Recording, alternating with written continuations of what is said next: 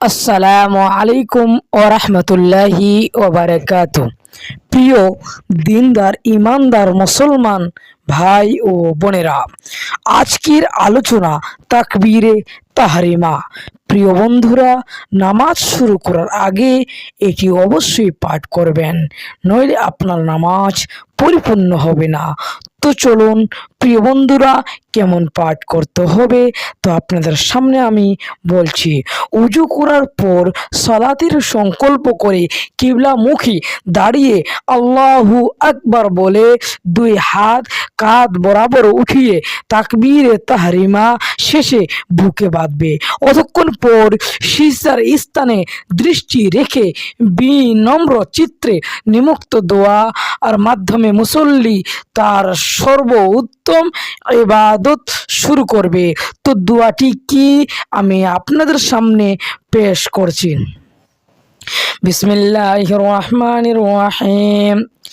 আল্লাহুম্মা বাঈদ বাইনি ওয়া বাইনা খাতায়ায়া কামা বা'আদতা বাইনাল মাশরিকি ওয়াল মাগরিবি। আল্লাহুম্মা নাক্কিনি মিনাল খাতায়া কামা ইউনাক্কাস সাওবুল আবিয়াদু মিনাদ দানাস। আল্লাহুম্মা গসিল খাতায়ায়া বিল মাই ওয়াস সালজি ওয়াল বারদ। এই দোয়াটি প্রিয় বন্ধুরা পাঠ করবেন। এই দোয়াটি পাঠ করলে আপনার নামাজ পরিপূর্ণ হবে ইনশাআল্লাহ। এই দোয়াটি আমি যে আপনাদের সামনে পাঠ করলাম, এই দোয়াটি বাংলা উচ্চারণ দিয়ে দিয়েছি। এই উচ্চারণ দেখে অবশ্যই সবাই পাঠ করে নেবেন, অর্থাৎ মুখস্থ করে নেবেন, তাহলে আপনার নামাজ শুদ্ধ হবে। তো চলুন এই দোয়ার অর্থ কি জানা যাক, শুরু করা যাক।